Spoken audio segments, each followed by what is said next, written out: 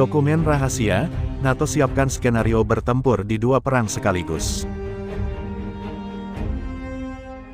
NATO segera mengadopsi pedoman yang menjabarkan rencana untuk skenario, di mana negara-negara anggota mendapati diri mereka berperang di garis depan negaranya, dan di luar perbatasan aliansi pada saat yang sama.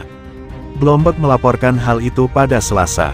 Kabar ini muncul ketika AS semakin mengubah prioritasnya untuk menghadapi China.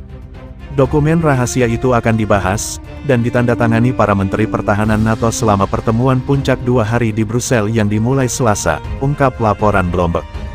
Anggota akan diminta mempersiapkan rencana nasional untuk keterlibatan militer di masa depan.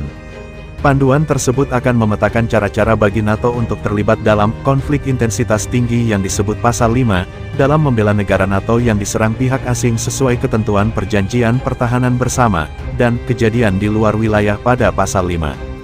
Isi pedoman tersebut diungkapkan kepada Bloomberg oleh orang-orang yang mengetahui masalah tersebut.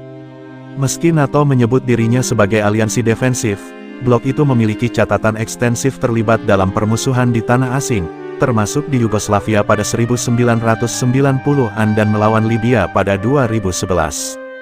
Para kritikus menganggap blok itu sebagai alat kebijakan luar negeri AS yang selaras dengan tujuan kebijakan Washington dalam persaingan menghadapi China dan Rusia. Orang Amerika mendapatkan apa yang mereka tuju, papar Menteri Luar Negeri Rusia Sergei Lavrov dalam wawancara awal bulan ini, membahas peningkatan jangkauan NATO. Dia menjelaskan, ada blok militer yang dibuat untuk melawan China dan Rusia di kawasan Asia Pasifik, seperti AUKUS. Ada dorongan untuk menarik anggota baru ke dalamnya. Kemampuan melawan perang dua teater merupakan inti dari perencanaan militer AS selama Perang Dingin.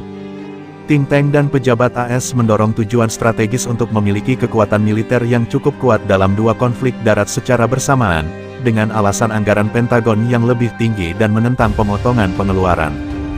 Menurut sumber Bloomberg, para Menteri Pertahanan NATO juga akan membahas di Brussel peningkatan pengeluaran militer oleh negara-negara anggota. Negara-negara yang gagal memenuhi target 2% dari PDB akan ditekan untuk menerima tingkat ini sebagai batas bawah wajib, bukan hanya sebagai rekomendasi. Perubahan seperti itu dapat diadopsi selama pertemuan puncak para pemimpin NATO di Vilnius pada Juli, papar laporan itu. Struktur pengeluaran akan didorong ke arah peningkatan pengadaan senjata oleh sekutu Eropa, menurut Pasal 5 tersebut, karena AS mungkin memutuskan memindahkan sebagian asetnya dari benua itu lebih dekat ke China.